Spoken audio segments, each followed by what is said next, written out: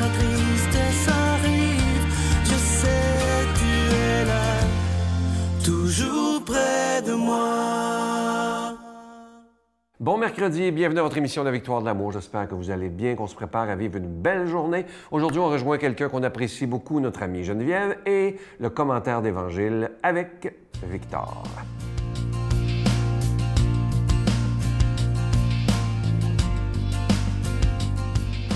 Bon mercredi, en ce beau 14 juillet, fête des Français. Bonne fête à tous mes amis français. Ils sont nombreux. Je vous salue. Je vous aime.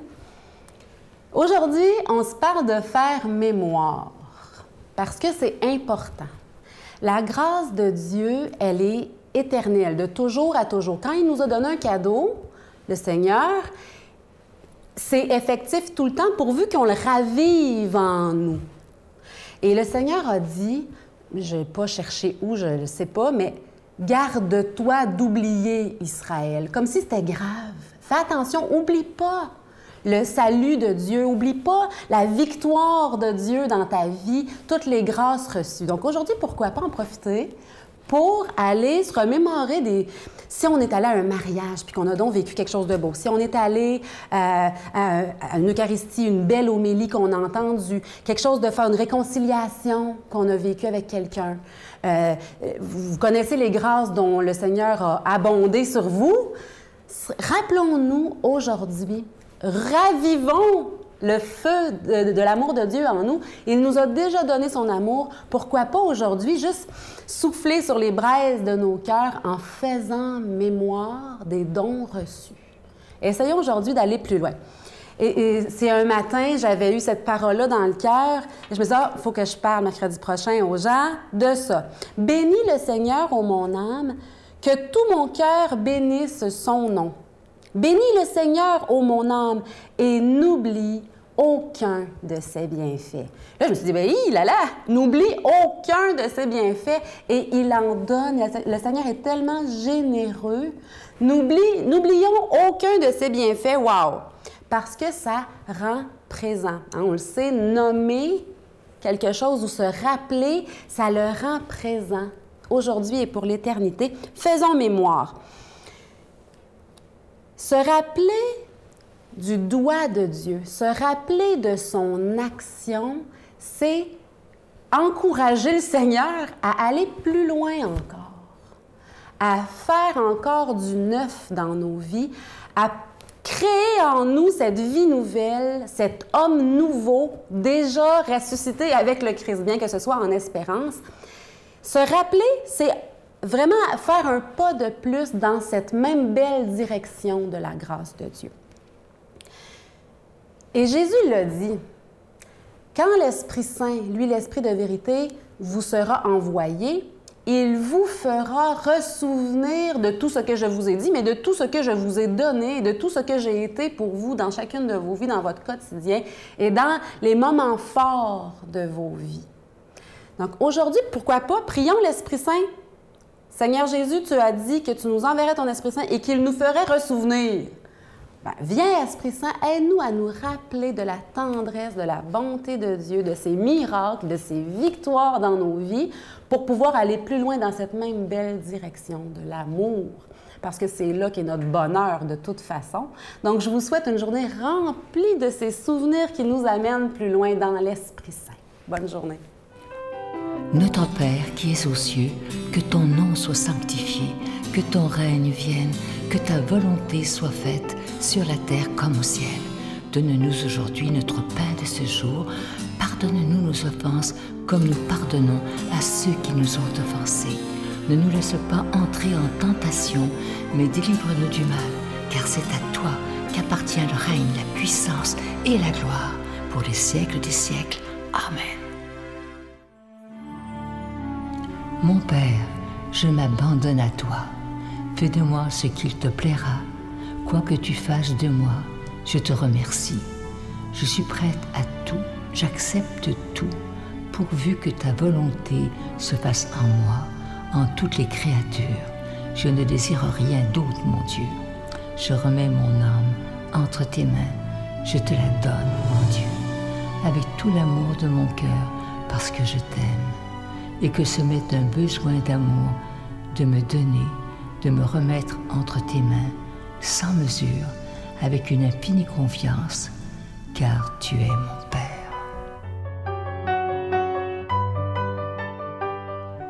Comme je vous disais la semaine dernière, pour le mois de juillet, vous savez que les mois d'été sont toujours plus difficiles au niveau des dons. Il n'y aura pas de cadeau du mois. Le plus beau cadeau qu'on peut vous faire, c'est de vous offrir depuis plus de 26 ans des émissions 7 jours par semaine sur le réseau TVA ainsi que sur Internet. Et grâce à Internet, l'émission peut être vue dans le monde entier également. Beaucoup d'Européens écoutent La Victoire de l'amour des îles Maurice, plein d'endroits, les îles de la Réunion, évidemment la France, la Suisse, la Belgique. Alors merci de tout cœur parce que la famille de La Victoire de l'amour, elle est très grande. Et je vous dirais qu'il est extrêmement important que vous donniez dans la joie. Et vous voyez cette belle phrase de Saint Paul dans la Bible qui dit ceci, que chacun donne comme il l'a résolu en son cœur, sans tristesse, sans contrainte, car Dieu aime celui qui donne avec joie. Vous savez que c'est tellement important, cette phrase-là. Il faut que vous soyez heureux de donner et que vous ne vous sentiez pas obligé. Saint Paul dit « sans tristesse ni contrainte ». Lorsque vous donnez, il faut que ce soit fait dans la joie parce que vous voulez absolument que l'annonce de la parole de Dieu soit faite. Alors, merci de devenir des protecteurs de la foi. Je vous donne l'adresse. La Victoire de l'amour, case postale 120, succursale Boucherville à Boucherville. Le J4B 5E6, La Victoire de l'amour, case postale 120, succursale Boucherville à Boucherville. Le J4B 5E6, également par téléphone, par carte de crédit du lundi au jeudi, de 8h à 17h dans le 514-523-4433, 523-4433 ou sans frais le 1-888-811-9291, 1-888-811-9291 et aussi sur notre site Internet, le www.lavictoiredelamour.org.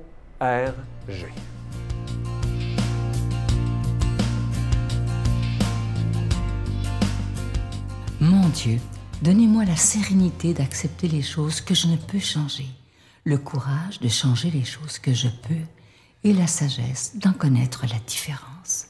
Amen.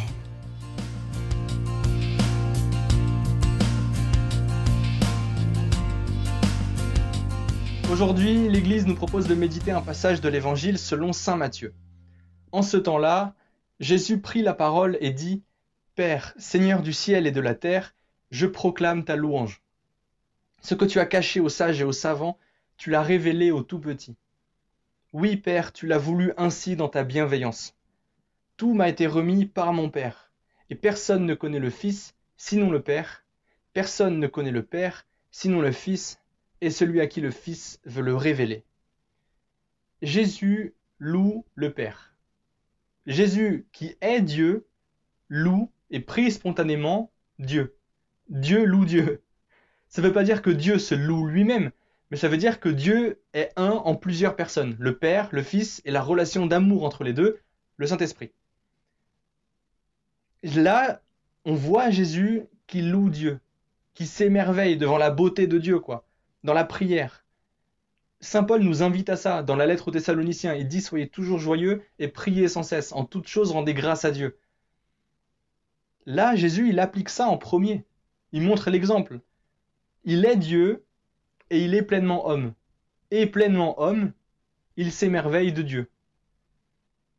Il le loue pour son humilité et pour son appel à l'humilité. Il dit « Ce que tu as caché aux sages et aux savants, donc aux grands finalement, à ceux qui se font grands, qui peuvent être orgueilleux, tu l'as révélé aux tout-petits. Et tu l'as voulu ainsi dans ta bienveillance. » Les tout-petits, je crois que ce sont ceux qui attendent tout de Dieu. Je crois que ça peut être ceux qui sont matériellement, intellectuellement ou affectivement riches ou pauvres, peu importe. Mais je pense que les tout-petits, ce sont ceux qui savent que ce qu'ils ont, même s'ils ont travaillé, même s'ils ont fait des efforts pour l'avoir, ils savent qu'ils l'ont reçu de Dieu. Parce qu'ils se disent que c'est Dieu qui leur a permis de travailler, qui leur a donné cette force, cette énergie, cette patience. Ils savent que c'est Dieu qui les fait vivre, qui les garde, qui leur donne tout finalement. Les petits, je crois que ce sont ceux qui se font humbles, qui attendent tout de Dieu et qui ne veulent rien d'autre qui n'est pas de Dieu ou pour Dieu. Ce sont ceux qui peuvent aussi bien tout perdre parce qu'ils savent que ce qu'ils ont, ils ne l'ont pas provoqué, créé ou gagné, mais reçu. Je crois que les tout petits, ce sont ceux qui se font humbles, tout simplement, encore une fois. Ceux qui sont riches seulement de Dieu. La sagesse, il la révèle à ceux-là, à ceux qui se font humbles, qui écoutent et qui sont simples. Simples au sens premier du terme, c'est-à-dire pas composés, pas divisés.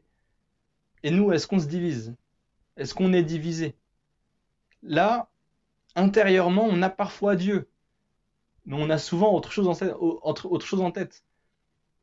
Et on peut avoir des inquiétudes, des joies, enfin des choses du monde qui peuvent être bonnes ou moins bonnes. Mais est-ce qu'on a Dieu tout le temps? Qu'est-ce qui nous empêche, là, d'écouter, de prier, d'être au service, de louer Dieu? Qu'est-ce qui nous sort de Dieu maintenant, finalement? Le Covid dure, mais on a un peu plus de liberté. Est-ce qu'on loue Dieu pour ça, ou est-ce que quand ça va mieux, on l'oublie? Est-ce qu'on se remet à la première place et on arrête de l'écouter? Est-ce qu'on se remplit d'autres choses que Dieu? Donc, finalement, est-ce qu'on se divise? À quel point est-ce que maintenant, on accorde de l'importance à ce qui n'est pas Dieu, à ce qui ne sert pas Dieu? On a parfois l'impression que si on est avec Dieu, alors on ne peut pas faire d'autres choses quotidiennes. On peut pas vivre tout simplement. Qu'être avec Dieu, c'est forcément être avec une Bible à la main en silence ou à la messe. Et c'est aussi ça, forcément, et c'est magnifique. Mais Dieu est en tout. On peut très bien faire les courses avec Dieu, on peut très bien être au travail ou à l'école avec Dieu, on peut très bien faire des maths ou de l'histoire avec Dieu, on peut peindre avec Dieu, on peut jouer avec Dieu.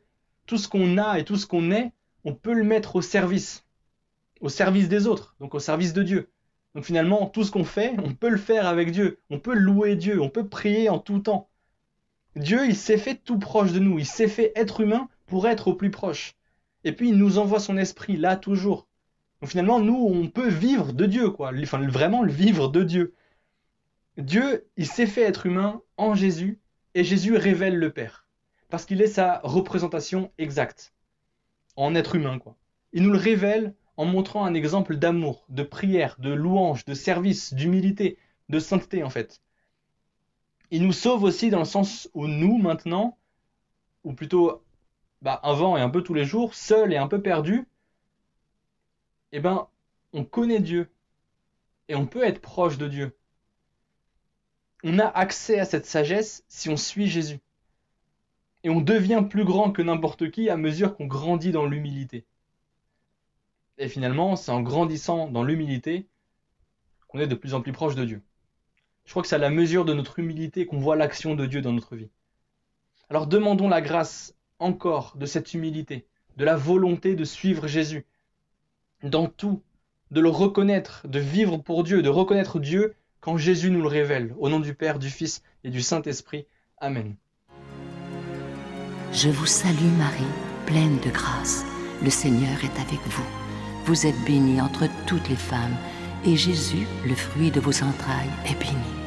Sainte Marie, Mère de Dieu, priez pour nous pauvres pécheurs, maintenant et à l'heure de notre mort. Amen.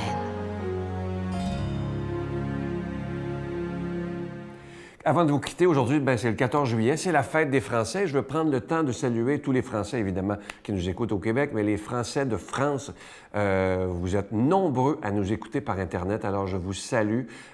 C'est toujours agréable ce que je vous lis. Vous m'écrivez régulièrement sur Facebook ou au bureau, et c'est extraordinaire de voir à quel point la technologie nous permet maintenant d'être si proches, d'être finalement une grande famille. Et c'est ça qui a été beau avec la technologie. On se rend compte finalement qu'on est une grande famille partout sur la Terre. Je vous souhaite une belle journée et j'ai déjà hâte de vous retrouver demain matin. Bye! Je l'ai réalisé plus tôt le soir que ça aurait pu être ma dernière journée. J'ai pensé à mes proches, rapidement j'ai pensé à mon mari. Je me suis dit, mon doux, je laisse beaucoup de choses, beaucoup de monde. On dirait que j'ai pas accompli grand-chose rendu à 26 ans. C'est l'offrande de mon cœur. Je suis à toi, Jésus.